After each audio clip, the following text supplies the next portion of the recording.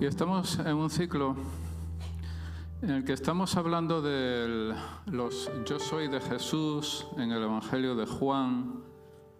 Y hoy nos toca cuando Jesús afirma yo soy la resurrección y la vida. Y en todos los casos de los yo soy de Jesús, el sujeto y el predicado son intercambiables. Es decir, yo soy la resurrección de la vida, la resurrección y la vida. Pero también lo puedes leer de la misma manera, la resurrección y la vida soy yo. Jesús es la resurrección y la vida. La resurrección y la vida es Jesús. En todos los casos, ¿vale? De que si Jesús es la puerta, que si Jesús es, que veremos también el camino, la verdad y la vida, en todos los casos es así. Y es importante esto. Y hoy me pretendo hablar del tema, esa afirmación de Jesús. Está en el Evangelio de Juan, en el capítulo 11, y estamos hablando de la resurrección de Lázaro. Pero teniendo en cuenta que él dice que es la resurrección, también vamos a visitar el capítulo 15 de Primera de Corintios, donde el apóstol Pablo habla específicamente de la resurrección. Y también vamos a hablar un momento del árbol de la vida, aquel árbol que aparece al principio de Génesis 3 probablemente, y que estaba en Edén, ¿vale? Así que todo es un conjunto y estemos un poco centrados. Si me podéis acompañar al Evangelio de Juan, el capítulo 11, había un hombre llamado Lázaro que estaba enfermo y que este hombre tenía dos hermanas llamadas Marta y María. Del relato se desprende que los tres hermanos eran muy cercanos a Jesús. De hecho, el versículo 3, Juan 11:3, dice: las hermanas entonces mandaron a decir Jesús: Señor, mira, el que tú amas está enfermo. En nuestra traducción de la Biblia, nosotros tendemos a leer las cosas de una forma plana, ¿vale? De una forma horizontal, si se puede decir así. Pero la vida real tiene relieve. ¿A qué me refiero? Que cuando, según el contexto que estamos leyendo, cuando las hermanas le dicen: mira, Jesús, que aquel que tú amas está enfermo, hay una angustia, no se lee en la Escritura, pero puedes partir de que hay una angustia en las hermanas, un clamor de mira, el que tú amas está enfermo. En primer lugar, me gustaría llamar la atención sobre el título Señor empleado por las hermanas, cuando dicen: Señor, mira, el que tú amas está enfermo. Eso indica reverencia. Ello indica el reconocimiento del poder y de la autoridad de Jesucristo cuando le están llamando. Y debemos resaltar también que para cuando Jesús llegó a Betania, había permanecido 2 días en el lugar que le había llegado el aviso de la enfermedad de su amigo. Al acercarse a la población, Betania, y antes de llegar, las hermanas, primero una y luego la otra, salieron al encuentro de Jesús, pero cada una de forma diferente.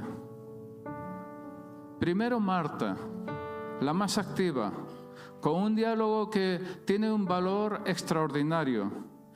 Y lo podemos encontrar en Juan 11 del 21 al 27, a pantalla. Yo creo que lo tenemos en pantalla, Juan 11 del 21 al 27, efectivamente. Marta dijo a Jesús: Señor, si hubieras estado aquí, mi hermano no habría muerto. ¿Seguimos? Aún ahora, yo sé que todo lo que pidas a Dios, Dios te lo concederá. Jesús le dijo: tu hermano resucitará. Marta le contestó: yo sé que resucitará en la resurrección en el día final.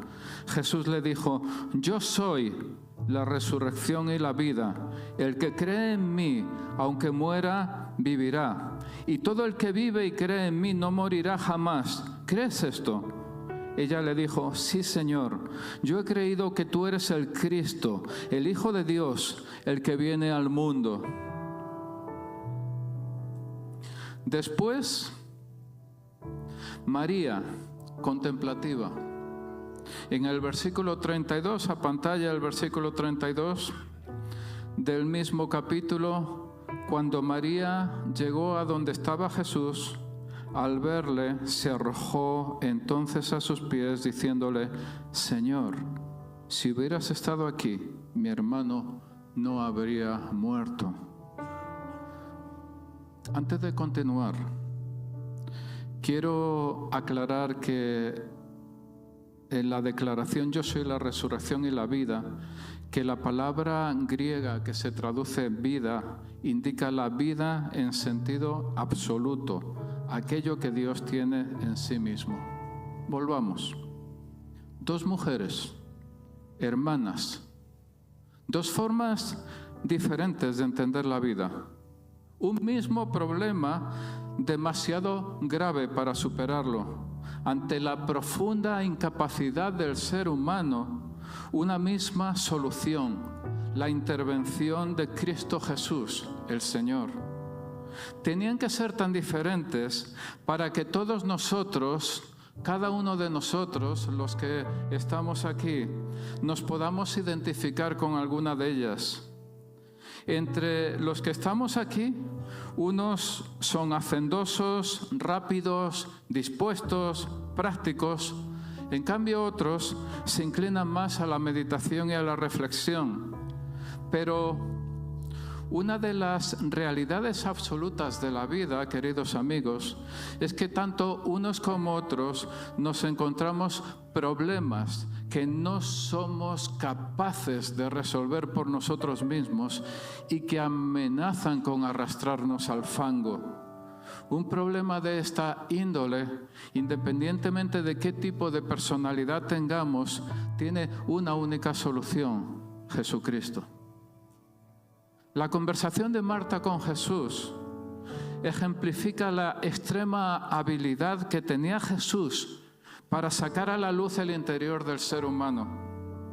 Cuando Jesús le dice a Marta que su hermano resucitará, ella contesta que sí lo cree, pero lo dilata en el tiempo hasta la resurrección en el día final. Jesús no dice que esa afirmación sea incorrecta, pero sí estira, expande al máximo el espíritu de Marta al afirmar: yo soy la resurrección y la vida. El que en mí cree, aunque muera, vivirá. Y todo el que vive y cree en mí no morirá jamás. Al preguntarle Jesús a Marta: ¿crees esto? Marta, ¿crees esto de verdad? Extrae del interior de esa mujer una confesión completa de fe. Ella le dijo: sí, Señor, yo he creído que tú eres el Cristo, el Hijo de Dios, el que viene al mundo. ¿No suena extraordinariamente aquella confesión de Pedro, del apóstol Pedro, cuando Jesús le dijo: ¿y vosotros quién decís que soy yo? Y Pedro le dijo: mira, tú eres el Cristo, el Hijo del Dios viviente. Y Jesús reconoció que eso le había sido revelado por el mismo Dios Santo, por el Espíritu. Pues a esta mujer, esta Marta, también esa revelación del Espíritu Santo: Señor, yo he creído que tú eres el Cristo, el Hijo de Dios, el que viene al mundo. El apóstol Pablo afirmaría años después en Romanos 10, 9 y 10, que si confiesas con tu boca que Jesús es el Señor y crees en tu corazón que Dios lo resucitó de entre los muertos, serás salvo, porque con el corazón se cree para justicia y con la boca se confiesa para salvación. Vas a ver a Marta, vas a conocer a Marta en el día final. La vamos a conocer. La conversación de María es corta, intuitiva. En cuanto vio a Jesús, se arrojó a sus pies, pronunciando exactamente las mismas palabras que había dicho su hermana. Señor, si hubieras estado aquí, mi hermano no habría muerto. Y a continuación, ya delante de la tumba y habiendo ordenado que quitaran la piedra que la tapaba, Jesús gritó con fuerte voz, Juan 11:43, Lázaro, ven fuera. No como yo lo digo, ¿vale? Me da corte gritarlo aquí, ¿vale? Me da corte. Pero Jesús no fue un susurro. Lázaro, ven fuera. Sino que dice la Biblia que lo gritó con fuerte voz. ¿Y sabes por qué? Porque la voz de Jesús traspasó cielos y tierra. Porque la resurrección de Lázaro no era poca cosa, no fue poca cosa. Por orden del Hijo de Dios, ese cuerpo muerto cobró vida. Recordemos el comienzo de las Escrituras. ¿Cómo se creó el universo? ¿Cómo apareció la vida en primer lugar? ¿Por un choque casual de átomos, el Big Bang? No, fue por el imperativo divino, por mandato del Dios omnipotente que dijo, sea la luz, y la luz vino a ser. Solo el poder de su mandato fue lo que se necesitó para traer vida a la existencia en primer lugar, y lo único que hizo falta para traer a Lázaro de vuelta de entre los muertos. Resulta digno de mención también el versículo 44 a pantalla. El que había muerto salió. Los pies, yo esta imagen no consigo imaginármela, ¿vale? Que no lo consigo, ¿vale? Pero es así, lo dice la Biblia. El que había muerto salió, los pies y las manos atadas con vendas y el rostro envuelto en un sudario. Jesús les dijo, desatadlo y dejadlo ir.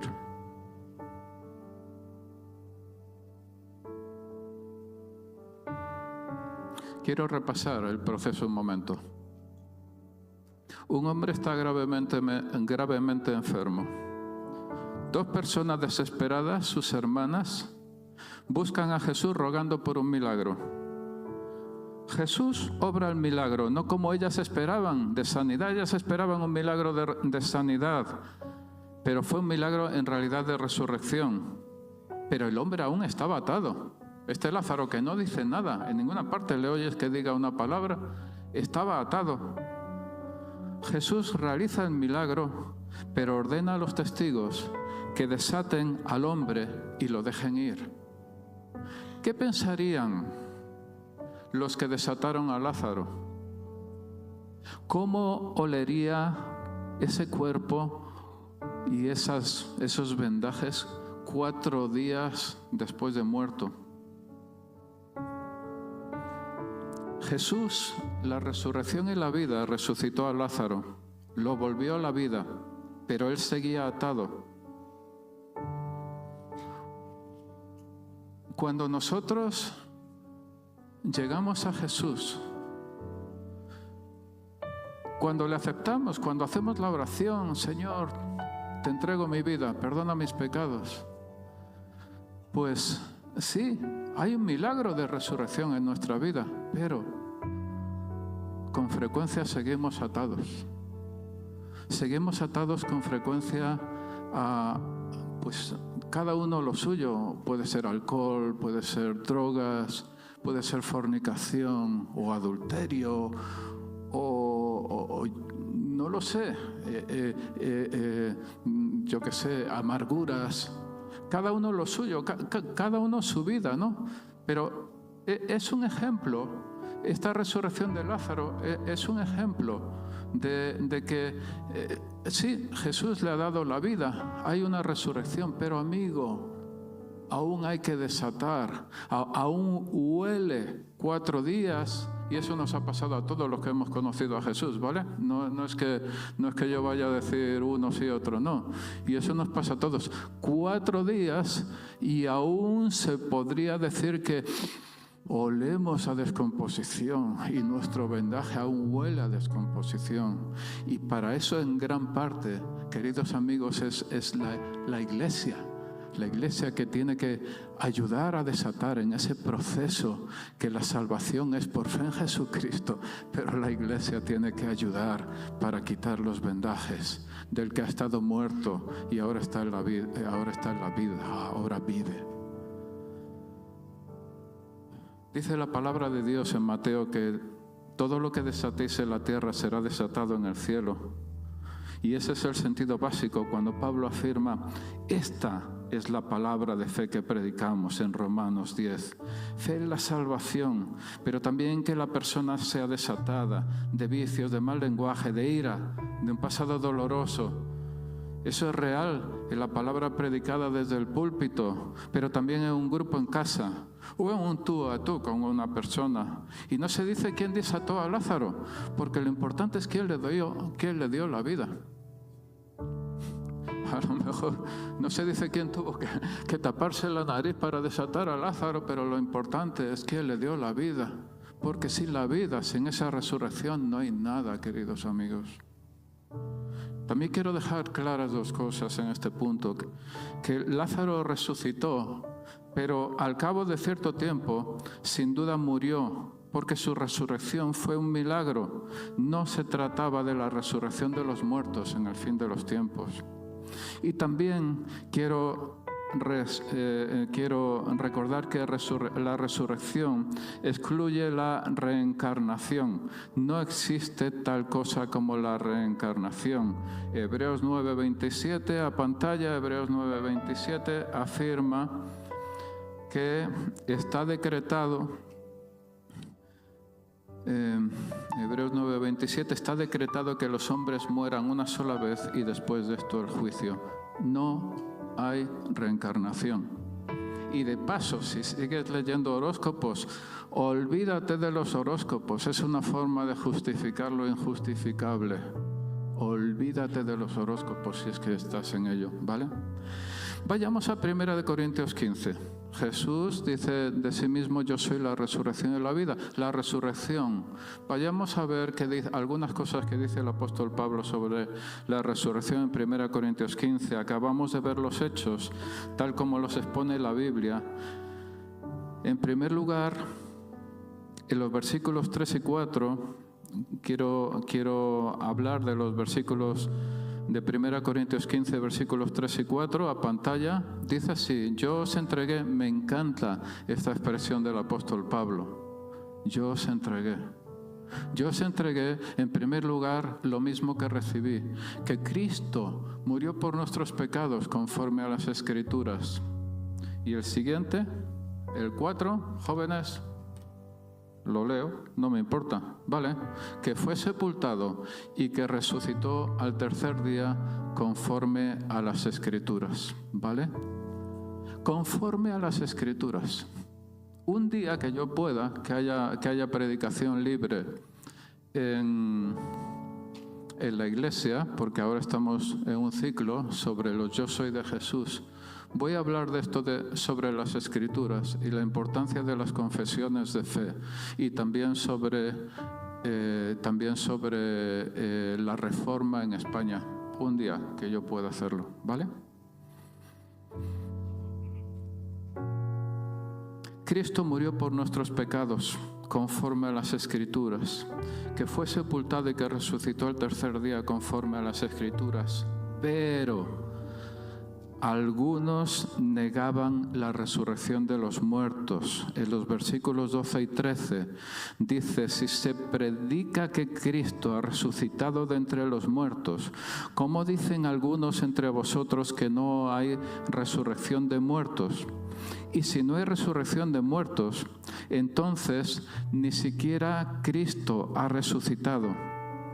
Pero si Cristo no hubiera resucitado, según afirma Pablo en el mismo pasaje, nuestra fe sería falsa y todavía estaríamos en nuestros pecados. y expresa con contundencia: si hemos esperado en Cristo para esta vida solamente, somos de todos los hombres los más dignos de lástima. Es decir, si nuestra fe se acaba en el derramamiento de la sangre de Jesús hasta su muerte en la cruz, somos verdaderamente dignos de lástima. Como dice 1 Corintios 15, versículo 19. ¿Qué te parece? A veces insistimos tanto en la muerte de Jesús. A veces insistimos, y es cierto y hay que hacerlo, es esencial. Si la muerte de Jesús, si la sangre de Jesús derramada en la cruz, no hay nada, de nada, de nada. Pero si Cristo no hubiera resucitado, y ahí a veces nos perdemos esta segunda parte, si Cristo no hubiera resucitado, ¿qué sería Jesús? Un buen hombre que murió por sus ideas. Nada más. Una fe que descansara exclusivamente en el Cristo muerto sería una fe muerta. No basta con morir al pecado, sino que hay que nacer a una nueva vida. Cristo ciertamente resucitó de los muertos. La justicia de Dios se nos imparte en el Cristo vivo, en unión con Él. La salvación tiene que llegar hasta donde llegó la perdición. Tiene que hacer reversible la obra del pecado. Y la resurrección no fue un acontecimiento aislado con efectos limitados, sino que conduce al gobierno soberano de Dios sobre todo, absolutamente todo, lo que se ve y lo que no se ve.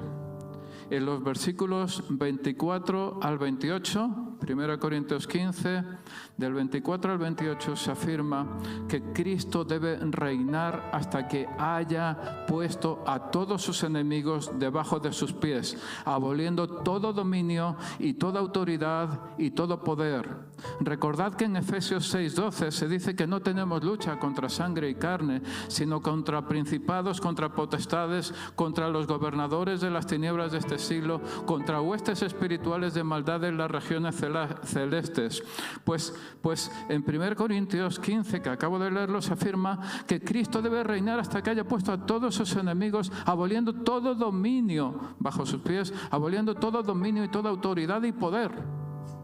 Entonces, como digo, cuando sean abolidos esas autoridades del enemigo, y el último enemigo que será abolido es la muerte, Jesús entregará todo el reino al Dios y Padre, y después Jesús mismo se someterá al Padre. En este mismo capítulo de 1 Corintios 15 se llama a Cristo el segundo Adán. El primer Adán fue creado por Dios del polvo de la tierra y sucumbió al cambio de relato que le presentó el diablo. La serpiente sugirió a Eva que Dios era injusto y un dictador, porque les había dicho que no comieran del árbol del conocimiento del bien y del mal. Y aunque ellos podían comer absolutamente de todos los demás árboles de Edén, el problema era que Dios les había prohibido comer del árbol del conocimiento del bien y del mal. Y eso es lo que la serpiente presentó a Adán y Eva. Pues bien, ese cambio de relato, ese engaño, llevó a Adán al pecado. La Escritura afirma que en Adán todos mueren, es decir, todos morimos. En cambio, respecto a Cristo, el segundo Adán se dice que todos los que creemos en Jesús seremos vivificados, porque ese segundo y último Adán es espíritu que da vida. Y ahora quiero plasmar en vosotros una imagen que considero relevante. Las Escrituras afirman que cuando Adán y Eva pecaron en Génesis 3, fueron expulsados de Edén para que no comieran de ese árbol, ¿correcto? Del árbol de la vida, y vivieran para siempre en una tierra que ya estaba maldita y degenerándose como consecuencia del pecado. Al pecar, Adán comenzó a morir, y como he dicho hace un momento, como consecuencia todos nosotros morimos. Pero acompáñame al último capítulo de la Biblia, Apocalipsis 22, versículos 1 al 5. Apocalipsis 22, del 1 al 5. Me mostró un río de agua de vida, resplandeciente como cristal, que salía del trono de Dios y del Cordero, en medio de la calle de la ciudad. Y a cada lado del río estaba el árbol de la vida, que produce 12 clases de fruto, dando su fruto cada mes, y las hojas del árbol eran para sanidad de las naciones. Y ya no habrá más maldición. Y el trono de Dios y del Cordero estará allí, y sus siervos le servirán. Ellos verán su rostro, y su nombre estará en sus frentes. Y ya no habrá más noche, y no tendrán necesidad de luz de lámpara, ni de luz del sol, porque el Señor Dios los iluminará y reinarán por los siglos de los siglos. Déjame explicarlo. Como consecuencia de su propio pecado y con él todos nosotros, Adán fue expulsado de Edén para evitar que pudiera comer de ese árbol de la vida y viviera para siempre. Pero Jesús, el segundo y último Adán, es la resurrección y la vida. Al resucitar y ascender al cielo, Él va a derogar, como hemos dicho hace un momento, todo dominio, poder y autoridad, siendo la muerte el último enemigo en ser vencido. Por este motivo, una vez vencido el pecado, una vez vencida la muerte, Dios nos volverá a nosotros a permitir el acceso al árbol de la vida, cuyas hojas son para sanidad de las naciones, para tu sanidad y para la mía. Pensad en el fruto del árbol de la vida. Adán no debía tomarlo después de pecar. Pero quiero recordaros, esto no lo dice la Biblia, pero es algo que yo percibo, ¿vale? No lo dice la Biblia y por lo tanto no lo puedo presentar como palabra de Dios. Pero es algo que a mí me encaja. Quiero recordaros que cuando Jesús instituyó la Santa Cena, ya al límite de su sacrificio definitivo en la cruz, tomó pan, lo partió y dijo: esto es mi cuerpo que es para vosotros, haced esto en memoria de mí. La muerte del Señor proclamáis, y sigue, la muerte del Señor proclamáis hasta que Él venga. De alguna manera, queridos amigos, ese árbol de la vida representa a Jesús. Jesús dice: yo soy la resurrección y la vida. De alguna forma ese árbol de la vida representa a Jesús. No lo dice la Biblia, quiero dejarlo claro, ¿vale? Pero a mí me cuadra, ¿vale? Y cuando comamos del fruto del árbol, una clase de fruto cada mes, de alguna forma estaremos participando en la Santa Cena toda la eternidad. Como ya he dicho, la resurrección de Lázaro no fue más que una imagen de lo que sucederá al final. Se trató de un milagro. Lázaro sin duda murió al cabo de cierto tiempo. Lo que de verdad Jesús quiso enseñar es que su propia resurrección sería las primicias y abriría la puerta para la resurrección de los muertos en el mundo futuro. De esta manera, cuando lo corruptible se haya vestido de incorrupción y lo mortal se haya vestido de inmortalidad, proclamaremos la palabra de Dios escrita. Cuando lo corruptible se haya vestido de incorruptibilidad. Pero atención, el cuerpo de Jesús no vio corrupción. Hechos 12:37 dice que el cuerpo de Jesús no vio corrupción, ¿de acuerdo? Nuestros cuerpos sí, van a verla. Quiero pedir que os pongáis en pie, por favor, y que bajen las personas que oran habitualmente.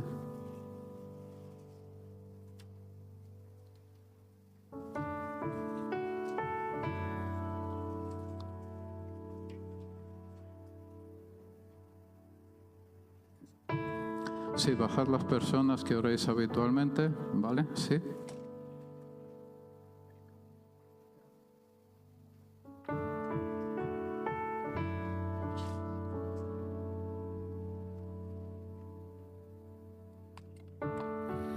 Este clamor que aparece en 1 Corintios 15, que dice: devorada ha sido la muerte en victoria. ¿Dónde está, oh muerte, tu victoria? ¿Dónde, oh sepulcro, tu aguijón? Quiero repetirlo. Devorada ha sido la muerte en victoria. ¿Dónde está, oh muerte, tu victoria? ¿Dónde, oh sepulcro, tu aguijón?